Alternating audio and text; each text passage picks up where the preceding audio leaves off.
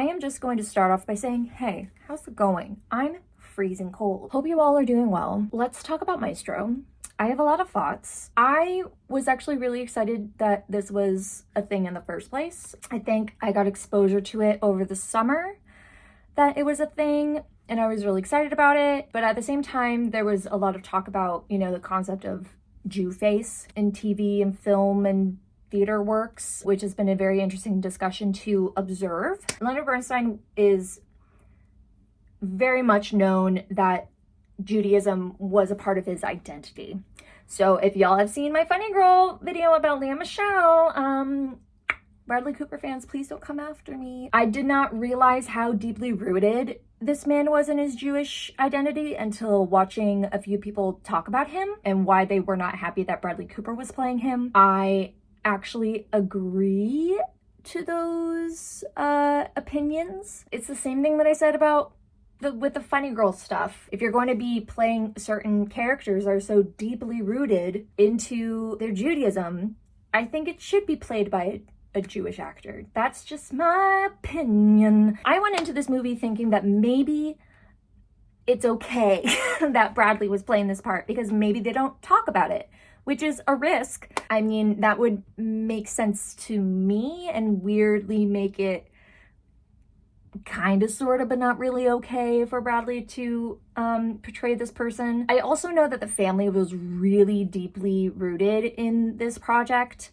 which I think is absolutely amazing. They had access to anything and everything to make this movie into something that the family would actually be very proud of. And just the fact that the family themselves were a part of this process from beginning to end is phenomenal. So it just even makes me curious as to why having Bradley play this part was playing this person, this man, okay? I don't know. I have no idea. My brain hurts. I will also say, hands down, I felt like of all of the people that were a part of this story in this movie, Carey Mulligan as his wife was fucking phenomenal to watch. I have my thing here. Watching her play Felicia was absolutely...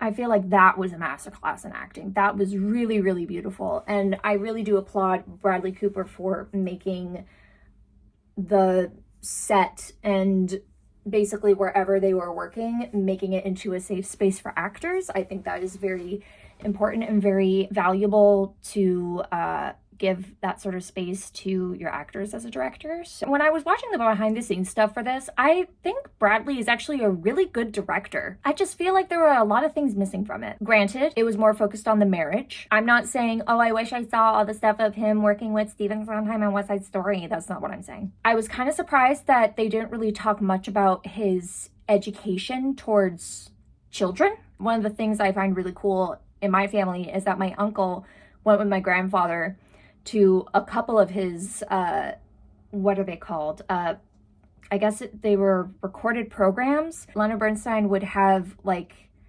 children come and watch him play, and he dissects the music along with them. And I've seen little clips here and there of him doing this, and I just thought that was so cool. And that I think is really the best example when it comes to his dedication towards music education. In the movie, they show it of him working as a conductor and everything.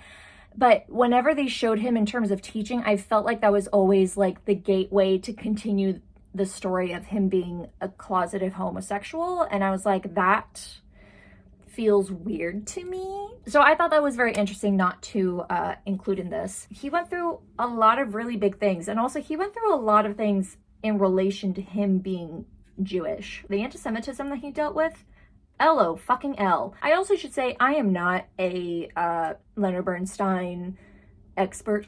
Not even close. I didn't realize how complex his life was until this movie came out. And I actually didn't realize how deeply recorded this man's life was, which I feel kind of screwed Bradley Cooper over a little bit, especially when it came to the conducting scenes. I'll be honest, I didn't think they were that great. I actually found them a little bit uncomfortable to watch. I ended up watching some clips of Bernstein conducting, and there's a certain ease to it and a certain grace and a certain, I can't believe I'm saying this, je ne sais quoi. It just didn't feel like it was work. With Bradley doing it, it felt like it was work, trying to hide that it wasn't work, or trying to show off that Leonard Bernstein was so into his conducting that he would, you know, go all fucking in and be sweating balls after the performance. It felt very performative.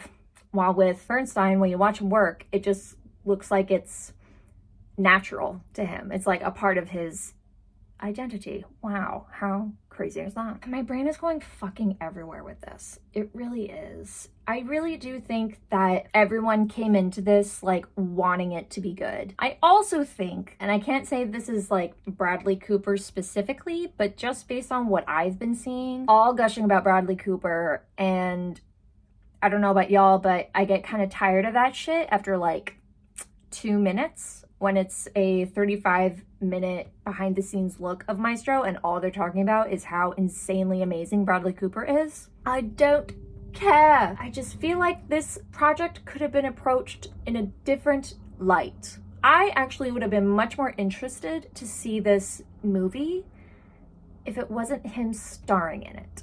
I think he's really onto something as a director. I think he's actually a very good director, but I don't think that you should be directing and starring in a movie at the same time. I personally can't comprehend having those two sides of you working at the same exact time and not have it turn into some sort of like, this is all about me kind of thing, which kind of felt like this movie was. A couple of people that I've been talking to, it just gives the vibe that he's like trying to have his magnum opus of a movie that's going to help him win all of the Academy Awards, and he is finally going to make it. And I don't think he hit the mark very well with this. And of all the things to not hit the mark well, it's of a man that broke down barriers and made history and has made such a huge mark in the artistic world. I just felt like it could have been just a little bit better.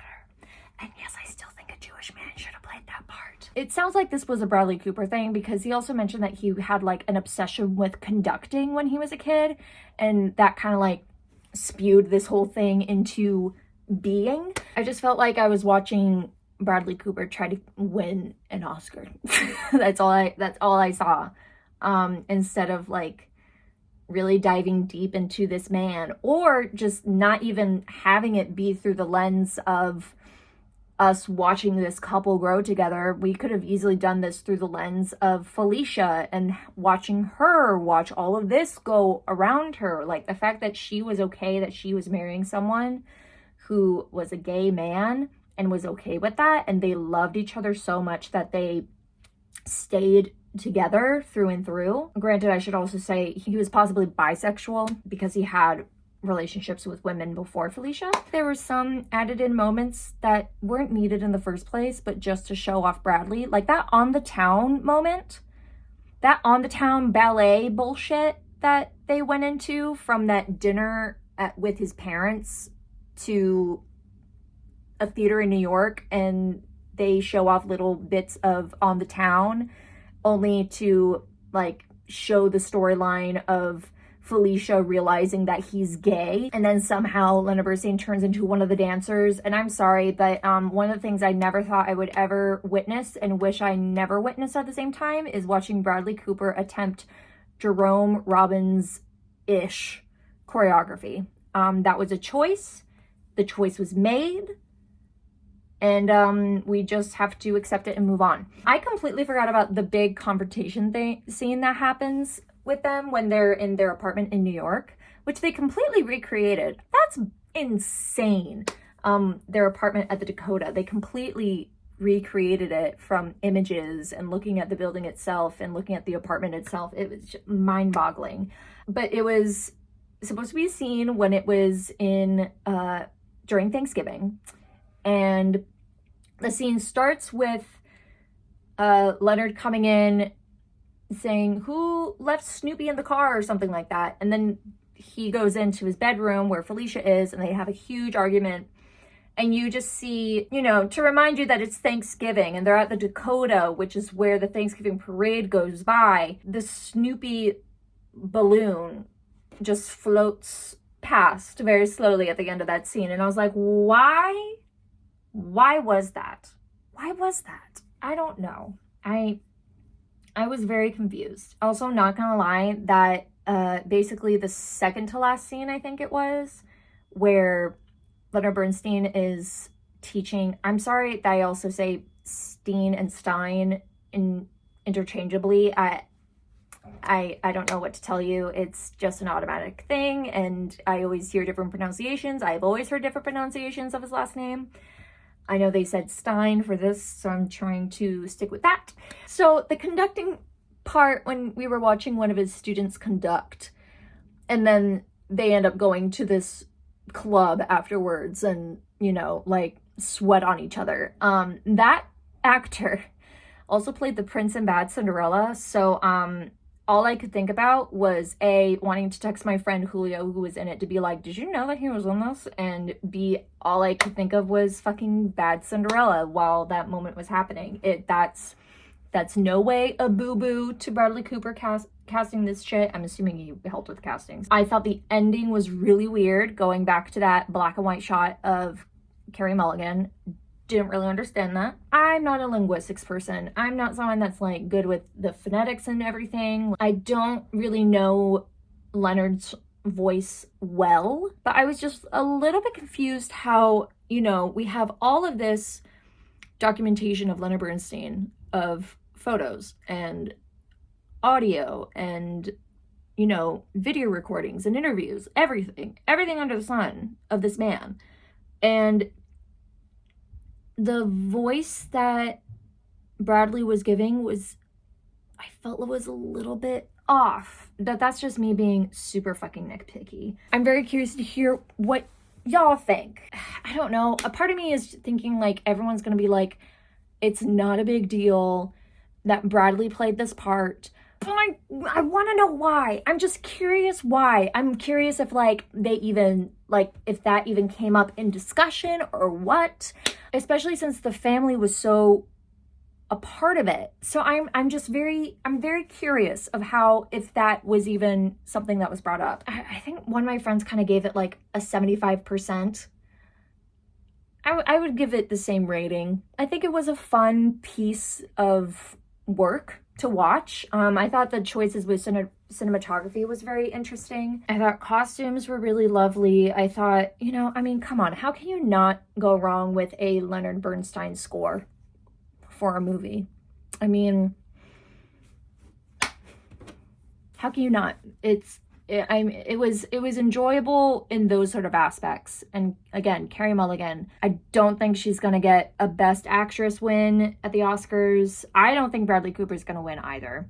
And I would be shook if it won Best Picture, just based on like the competition in general this year. But I thought in terms of it being an ode to a legend, I think it was there, but not quite. I do applaud them for focusing on the marriage, because that's a story that I don't think a lot of people really know. And again, like whenever you're able to have support from the family to make a movie about a real person, that's just a fucking gold mine right there. So all in all, the fact that they had the family be a part of it and that the family is happy of the outcome of what the movie is, then great. That's awesome. I just can't help but think, why not a Jewish man?